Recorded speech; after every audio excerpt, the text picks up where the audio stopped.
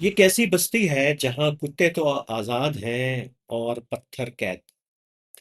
शेख सादी ने अपनी एक हकायत में ये एक खास तनाजुर में कहा था जब वो दमस्कस के अंदर दाखिल हो रहे थे। लेकिन आज जो हमारा मौजू जेर बहस है, उसका भी इसके साथ कहीं ना कहीं पे ताल्लुक जरूर है।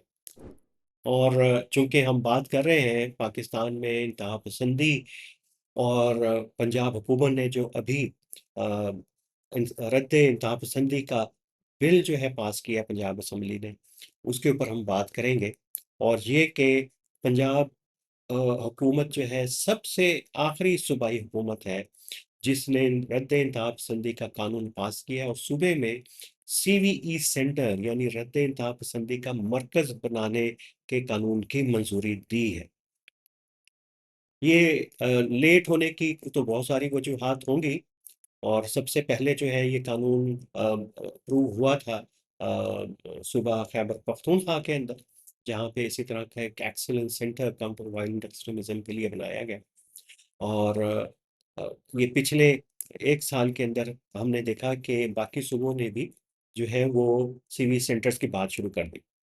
पहले सिंध ने जो है सीवी सेंटर के कानून की मंजूरी दी, फिर बलूचिस्तान, और सबसे आखिर में जो है पंजाब ने भी।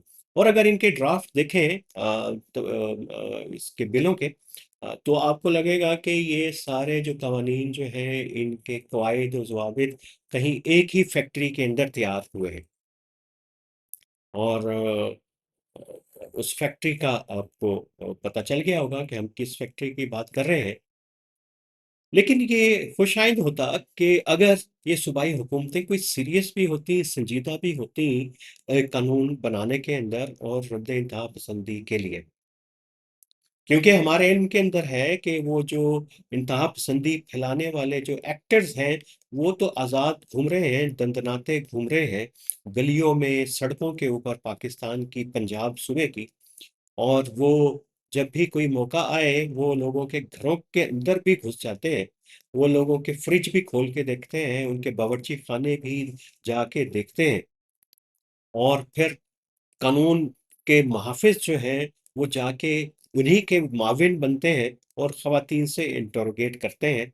यकीनन आपको एक वीडियो ज़हन में आई होगी, जो पिछले दिनों वायरल हुई, मैं उसी का हवाला दूँ।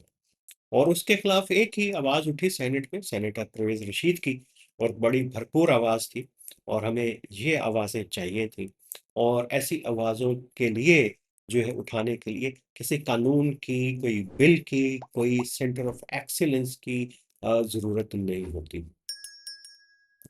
और ये जो सेंटर बनते हैं, ये हैं क्या और काम क्या करते हैं? ये भी एक तो बड़ी दिलचस्प बात है। इसका कंपैरिज़न जो है वो नेशनल काउंटर टेररिज्म अथॉरिटी के साथ किया जा सकता है, नेप्टा के साथ, जो अब जो है कि सबॉर्डिनेट इदारा बन गया है एक थ्रेटमेंट एंड फ्यूजन सेंटर का इस्लामाबाद में। और वो भी जो है कारकर्दगी उसने क्या दिखानी थी।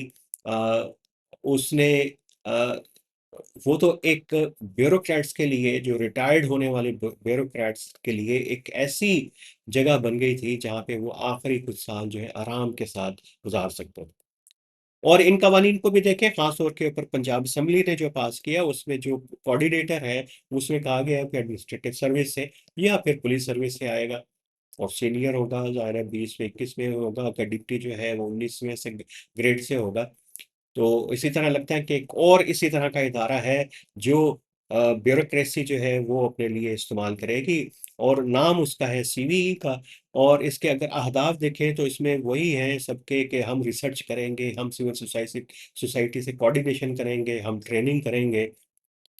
और एक और बात कि हम फैटफ से मुतल्लिका इदारों के साथ ताउन करेंगे। हमने पिछले एक व्लॉग में कहा था कि पाकिस्तान में एंटी मनी लॉन्ड्रिंग और काउंटर टेररिज्म फाइनेंस से मुतल्लिक एक अथॉरिटी बन गई है, और उसने बड़ा अच्छा रोल प्ले किया है फैटफ की ग्रे लिस्ट से बचने के लिए, और अभी जो पिछली हालिया मीटिंग हुई थी।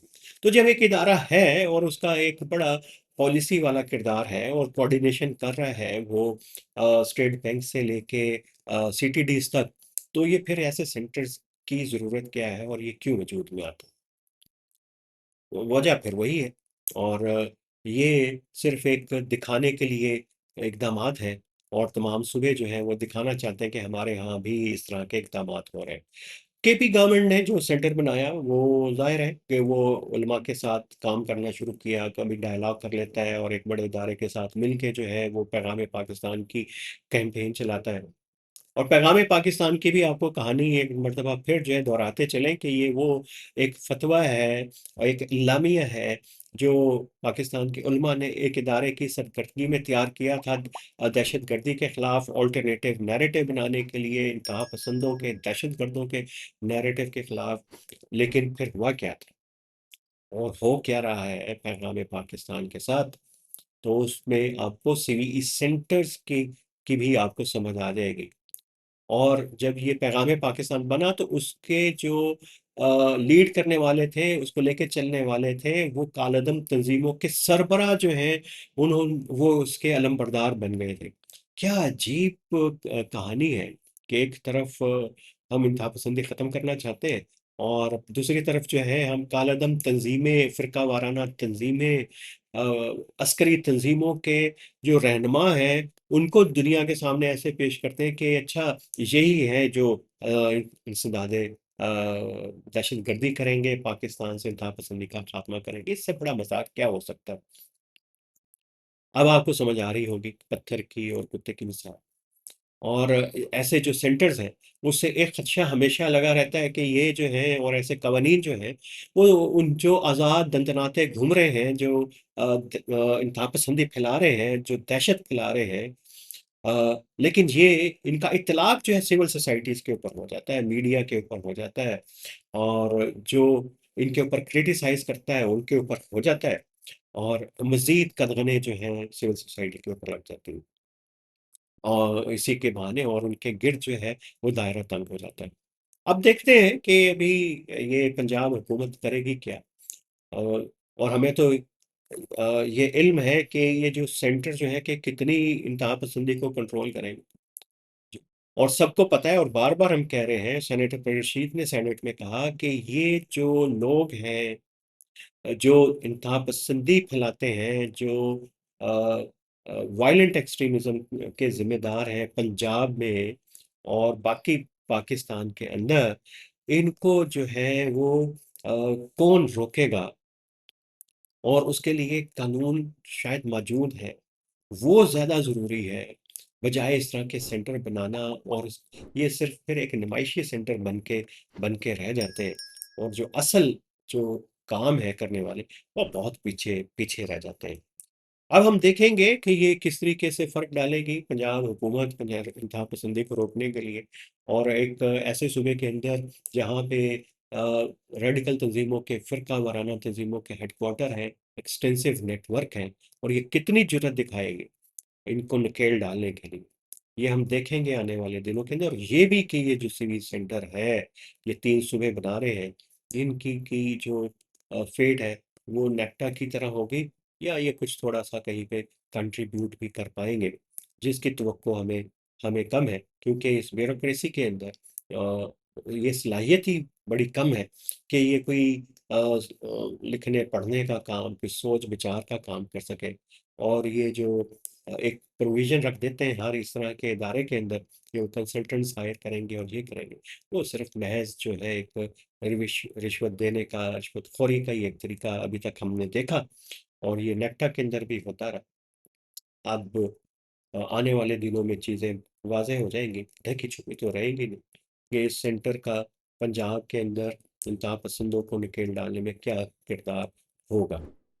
तो ये था एनआरटीवी नैरेटिव्स विद आमिर राना, आज का हमारा बयानिया, आज का हमारा नैरेटिव। और मज़ीद इन डेप्थ एनालिसिस के लिए जुड़े रहिए एनआरटीवी के साथ।